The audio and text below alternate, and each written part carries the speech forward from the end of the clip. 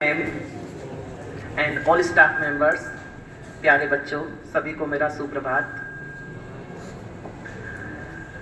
आपके और हम सबके लिए एक चुनौती या एक प्रश्न है। प्रश्न यह है कि मन को कैसे नियंत्रित करें। मन को कैसे नियंत्रित करें। अब इसके लिए बहुत सारे उपाय हैं। योगा करना, मेडिटेशन करना, या फिर एक आध्यात्मिक स्पिरिचुअल राह को लेना। ये सारे तरीके सही है, राइट है कि मेडिटेशन करना चाहिए, सब कुछ करना चाहिए। बट होता यह है कि आप मेडिटेशन भी कर रहे हो, फिर भी आपका मन इधर उधर डाइवर्ट हो जाता है। तो इसके लिए सबसे पहले आपको जो भी चीज आप कर रहे हैं उसमें आपको इंटरेस्ट लेना होगा। अगर किसी चीज में आपको इंटरेस्ट आने लग गया तो मन डाइवर्ट नहीं होता है। जैसे आप कोई क्रिकेट मैच या कोई भी गेम खेल रहे हैं, गेम को खेलने के बाद आप 1-2 घंटा कैसे निकल जाते हैं आपको खुद को पता नहीं चलता है। उस टाइम पर आपका मन डाइवर्ट नहीं होता है। आप जिसकी डांस में हॉबी हो और वो डांस कर रहा है तो 1-2 घंटे कैसे स्पेंड हो गए पता ही नहीं चलेगा।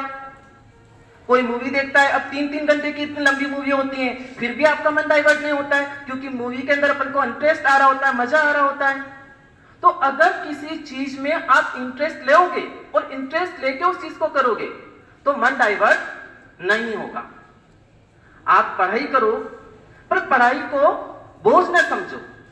अगर किसी के अंडर प्रेशर में आके पढ़ाई कर रहे हो आप, कि पेरेंट्स बोलेंगे, टोकेंगे, या टीचर्स बोलेंगे मार्क्स कम आए, हम पढ़ाई नहीं कर रहे हो आप, तो फिर आप किसी के प्रेशर में आके पढ़ाई कर रहे हो। जब तक कोई भी बच्चा अपनी पढ़ाई को बोझ या बर्डन समझ के करेगा या अच्छे मार्क्स लाना है इस अकॉर्डिंग करेगा तो वो कभी भी सक्सेस नहीं होगा। पढ़ाई को इंटरेस्ट लेके पढ़ो, इंटरेस्ट आना चाहिए।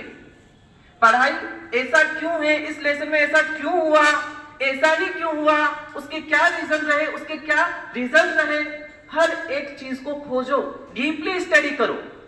आप लोगों को उसकी तह तक जाना है, और जब आप तह तक जाओगे ना, डीपली स्टडी करोगे ना, तो अपने आप उस चीज में आपको इंटरेस्ट क्रिएट हो जाएगा आपका। तो सबसे पहले पढ़ाई के लिए इंटरेस्ट होना चाहिए। फिर आपको आपकी सिटिंग भी बढ़ाना है। अब जैसे आपकी क्वार्टरली एग्जाम बहुत पास में आ चुकी है, तो अब आपको अपनी सिटिंग बढ़ाओ। अर्ली मॉर्निंग उठने की कोशिश करो, लेट नाइट सोने की कोशिश करो, पूरा रिवाइज करो जो भी सिलेबस है आपका, उसको जितना जो भी हो गया है। ऑब्जेक्टिव पर ज्यादा फोकस करो। 32 मार्क्स के तो ऑब्जेक्टिव ही आते हैं, बाकी तो आपको ऑप्शन मिल जाते हैं। 2 मार्क्स, 3 मार्क्स, 4 मार्क्स में तो आपको ऑप्शन मिल जाते हैं। अथवा में आते सारे क्वेश्चंस। ऑब्जेक्टिव में तो सीधे सीधे नंबर कटेंगे या सीधे सीधे नंबर मिलेंगे। तो डीपली स्टडी, पूरी किताब की आपको डीपली स्टडी करना है, क्योंकि ऑब्जेक्टिव कहां से भी उठ के कुछ भी आएगा। ठीक है, तो मन को इधर उधर आपको नहीं भटकाना है और सही जगह पर लगाना है। लास्ट में, क्योंकि आप लोगों की वापस क्लास रहेगी तो ज्यादा टाइम में नहीं लूंगा आपका, तो लास्ट में 4 पंक्तियां कहूंगा, इसको बहुत ध्यान से सुनना और समझना। हे मेरे मन जरा तुम संभल के चलो, हे मेरे मन जरा तुम संभल के चलो, इस जमाने की राहों में उलझन बड़ी, इस जमाने की राहों में फिसलन बड़ी।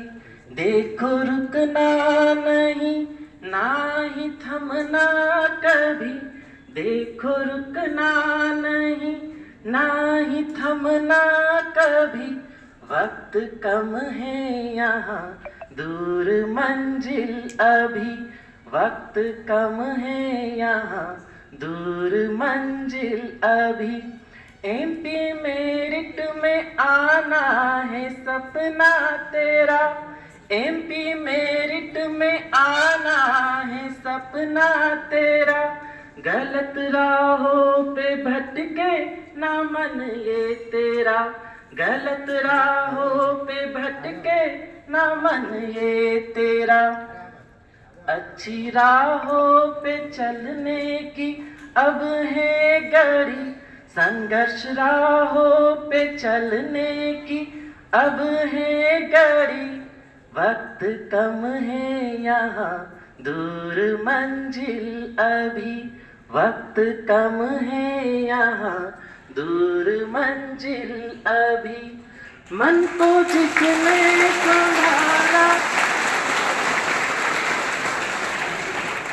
मन को जिसने संभाला वो शिखर पे चढ़े, मन को जिसने संभाला वो शिखर पे चढ़े, जो संभल ना सके वो भटकते फिरे, पाई हमने भी गुरुओं से यह शिक्षा बड़ी, पाई हमने भी गुरुओं से यह शिक्षा बड़ी, वक्त कम है यहाँ दूर मंजिल अभी, ए मेरे मन जरा तुम संभल के चलो, इस जमाने की राहों में उलझन बड़ी, इस जमाने की राहों में फिसलन बड़ी, देखो रुकना नहीं ना ही थकना कभी, वक्त कम है यहाँ दूर मंजिल अभी। Thank you so much.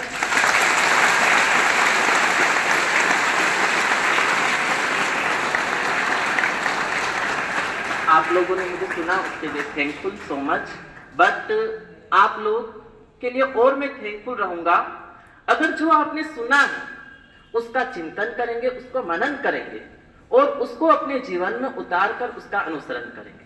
Thank you so much.